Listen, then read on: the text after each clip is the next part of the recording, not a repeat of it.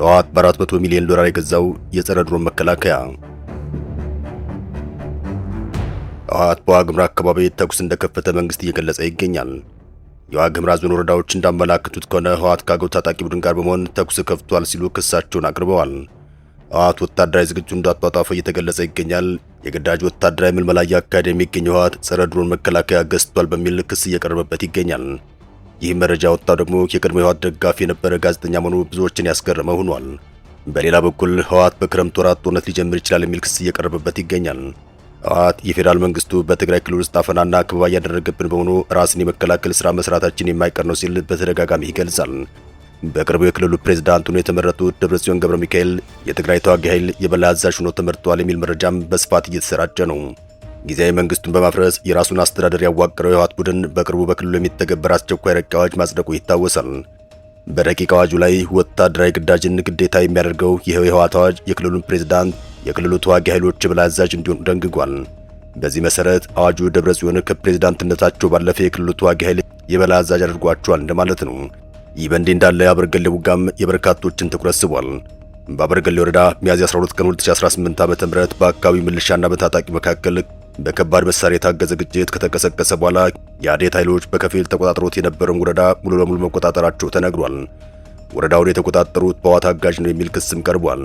ቀኑ ሙሉ ሲካሄድ ውሏል በተባለው በዚህ ውጊያ የአዴን ኃይሎች ከህወሓት ታጣቂ ጋር ተቀናጅተው እንደተሳተፉም ነዋሪዎችና የዞኑ አስተዳደር ለቢቢሲ አመላክተዋል። የአዴን የሚዲያና የኮሚኒኬሽን ኃላፊ አቶ ሙሉጌታ ካሴ ከህወሓት ኃይሎች ጋር ተጣምረው መዋጋታቸውን አስተባብለዋል። አመራሮቻችንን አፍነው ለመውሰድ ሲሞክሩ ግጭቱ ተቀስቅሷል በማለት ተገፍተን ነው ወደ ግጭት የገባ ነው ሲሉም ተደምጠዋል። የአዴን ታጣቂዎች ከህወሓት ኃይሎች ጋር የጻግብጅ ወረዳን እንዲሁም ከ2 ሳምንት በፊት እንደተቆጣጠሩ የወረዳው ነዋሪዎች ለቢቢሲ ገልጸዋል። ግንቦት 18 2018 ዓ.ም ከቀኑ 7 ሰዓት አካባቢ አዴንና የትግራይ ኃይሎች በቅንጅት ነው የገቡት ያሉት አንድ የወረዳው ነዋሪም አዝሪያ በሚባል ስፍራ በቡድን መሳሪያ የታገዘ የተኩስ ልውውጥ እንደተጀመረም ተናግረዋል።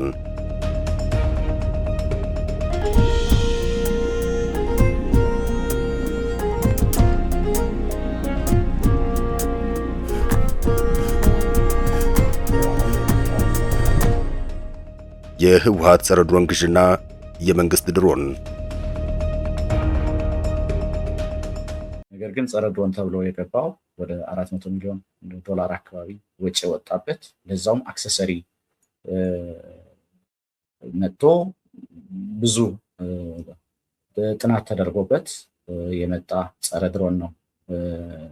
ውጤታማ እንዳይሆን ወይም ደግሞ አገልግሎት እንዳይሰጥ የተደረገው ከ400 ሚሊዮን ዶላር በላይ ወጪ የተደረገባቸው የድሮን ጃሚንግ አይሰሩም መባሉ የብዙዎችን ትኩረት ስቧል። ጊዜ ያለፈበት በመሆኑም የህወሓት አመራሮች ደላላ ሲሳይ ሆኗል በሚል በህወሓት ደጋፊዎች በኩል ክስ እየቀረበ ነው። የህወሓት ከፍተኛ አመራሮች በደላሎች አማካኝነት ከምስራቅ አውሮፓ ሀገራት የገዙትና ከ400 ሚሊዮን ዶላር በላይ ወጪ የተደረገበት የድሮን መሰናከያ ማለትም ድሮን ጃሚንግ ቴክኖሎጂ ሳይሰራ መቅረቱን የትግራይ ጉዳዮችን የሚዘግበው ጋዜጠኛ ዳዊት ከበደ መረጃውን አጋርቷል። ቴክኖሎጂው ድሮኖች መረጃ የሚለዋወጡበትን የራዲዮ ሞገድና የጂፒኤስ ሲግናል በጠንካራ ሞገድ በመደራረብ ከአዛዦች ጋር ያላቸውን ግንኙነት ለማቋረጥ የሚያስችል እንደሆነ ቢነገርም በተግባር ሳይሰራ ቀርቷል ሲል ጋዜጠኛው አስረድቷል።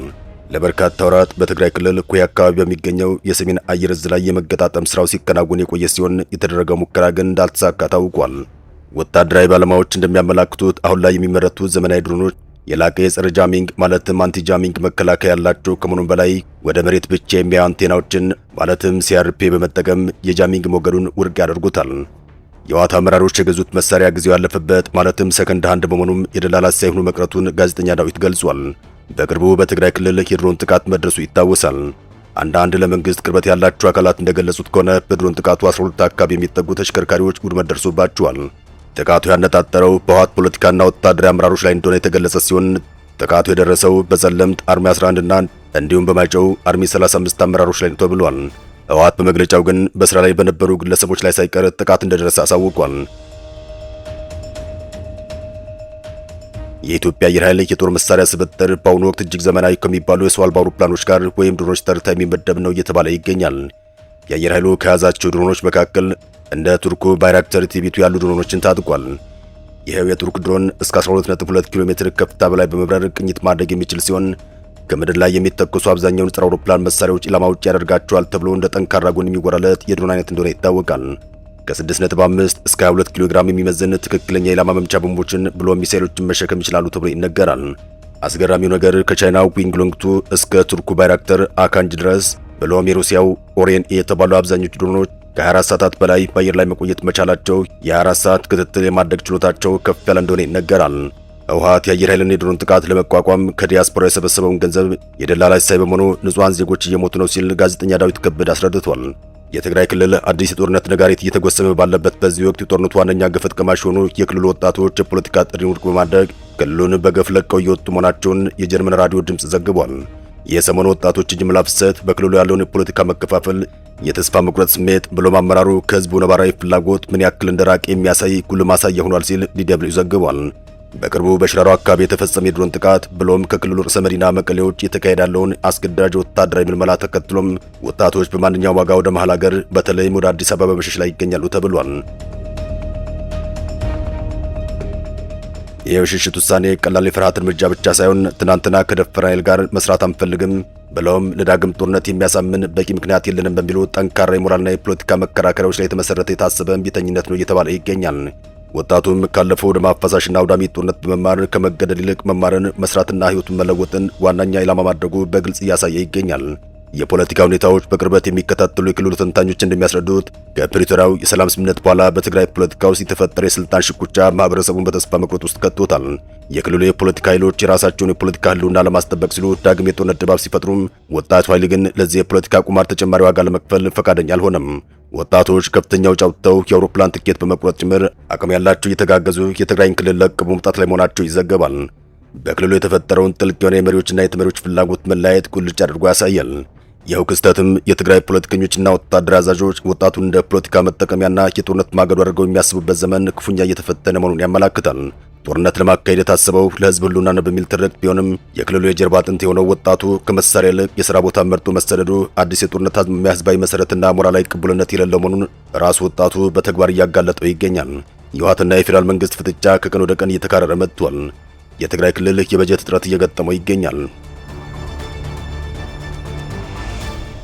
የትግራይ ክልል ጊዜያዊ አስተዳደር ባለፈው ሚያዝያ ወር የፌዴራል ድጎማ በጀት በምን ያክል መጠን እንደተቆራረጠ የሚዘረዝር ደብዳቤ ለገንዘብ ሚኒስቴር ጽፎ እንደነበር ቢቢሲ አማርኛ ዘግቧል። ደብዳቤው እንዳስረዳውና ቢቢሲ እንደተመለከተው ከሆነ ግን ከጥቅምት ወር አንስቶ ወደ ክልሉ መድረስ ከነበረበት 17.1 ቢሊዮን ብር መካከል የደረሰው 8.5 ቢሊዮን ብር ያክል ብቻ ነው ተብሏል። ቢቢሲም ወደ ክልሉ የሚላክ የድጎማ በጀትን በተመለከተ ከገንዘብ ሚኒስቴር አስተያየት ለማግኘት ያደረጋቸው ተደጋጋሚ ጥረቶች አለመሳካታቸውን ገልጿል። ጠቅላይ ሚኒስትር አብይ አህመድ ባለፈው ወርሃ ጥቅምት በህዝብ ተወካዮች ምክር ቤት ቀርበው ማብራሪያ በሰጡበት ወቅት የፌዴራል መንግስት ለትግራይ ክልል የሚመድበው በጀት ለልማት ሳይሆን ለታጣቂ እየዋለ ነው በማለት ከሰው እንደነበር አይዘነጋም። አሁን በህወሓትና በፌዴራል መንግስት በኩል ከፍተኛ የሆነ ፍጥጫ ተፈጥሯል። ህወሓት የሰሜን ኢትዮጵያ ማህበረሰብ የሚያቀራርብ ዶክመንተሪ በአማርኛ ሳይቀር እየሰራም በቴሌቪዥን እያስተላለፈ ይገኛል። ህወሓት ከተለያዩ ቡድኖች ጋር ህብረት ፈጥሯል የሚል ክስም ከፌዴራል መንግስት በኩል እየተሰማ ያለው ሌላኛው ክስ ነው። ለአብነት ያክልም በሱዳን የተካሄደው ጽምዶ የተባለው ስብሰባ የፌዴራል መንግስቱን ክፉኛ ያስቆጣ ነው። በወርሃ ግንቦት ጽምዶ በሚል መሪ ቃል በፖርት ሱዳን የተካሄደው ውይይት ተጠቃሽ እንደሆነም እየተነገረ ይገኛል። ይህም የጽምዶ ስብስብ በርካቶች እንዳቀፈ እየተገለጸ ይገኛል። የኦብነጉ መሪ የሆኑት አብዱራህማን ማዲና ቀደም ሲል የጠቅላይ ሚኒስትር አብይ አህመድ የቅርብ ረዳት የነበሩት በኋላ የሚያስተዳድሩ ተቹ ነው ብቅ ያሉት አንዳርጋቸው ጽጌን ጨምሮ በርካታ የተቃዋሚ ፖለቲካ ሰዎች በአንድ ላይ ተሰባስበዋል። በዝግጅቱ ላይ ከትግራይ ክልል፣ ከአማራ፣ ከኦሮሚያ፣ ከኦጋዴን፣ ከጋምቤላ፣ ከቤንሻንጉል ጉሙዝ ብለውም ከሶማሊያ ክልሎች የተወከሉ ተሳታፊዎች መገኘታቸውም ተገልጿል። አስተባባሪዎቹ መድረኩ በኢትዮጵያ በኤርትራና በሱዳን ማህበረሰቦች መካከል በሰላም አብሮ መኖርን ለማስፈን ትስስር ለማጠናከር ያለመ የህዝብ ለህዝብ ተነሳሽነት ሲሉ ገልጸውታል። በሌላ በኩል ፊልድ ማርሻል ብርሃኑ ጽምዶ ስለተሰኘው ስብስብ እንዲህ ሲሉ ተደምጠዋል። የኢትዮጵያ እንቅፋቶች ሊከሰቱ የቻሉት በውጭ ተዋናዮች ብቻ ሳይሆን በሀገር ውስጥ ተባባሪዎች ጭምር መሆኑን ሲያስረዱ ተደምጠዋል። የሀገሪቱን የባህር በር ማጣት፣ የኤርትራን መገንጠል ጨምሮ ካለፉት የፖለቲካ ሁኔታዎች ጋር በማያያዝ የሀገር ውስጥ ክፍፍሎች ለውጭ ጣልቃ ገብነት እድሎች መፍጠራቸውን ሲናገሩ ተሰምተዋል። የሆነው የገዛ ሀገራቸውን ያጠቁ ብለውም ለጠላቶቻቸው ምቹ ሁኔታዎችና በሮችን የከፈቱ በርካታ የሀገር ውስጥ ባንዳዎች በመገኘታቸውን ሲሉ ተደምጠዋል። ይህን የታሪክ ንጽጽር አሁን ካለው ነባራዊ ሁኔታ ጋር በማገናኘት የዛሬዎቹ ተግዳሮቶች ያለፉትን ክስተቶች የሚያንጸባርቁ መሆናቸውን ገልጸዋል። የዚያን ጊዜ ባንዳዎች መልካቸውን ቀየሩ እንጂ አሁንም አሉ ሲሉ ስለ ጽምዶ ተናግረዋል። ሰላም ለምድራችን ይሁን። ቸርን ሰንብት።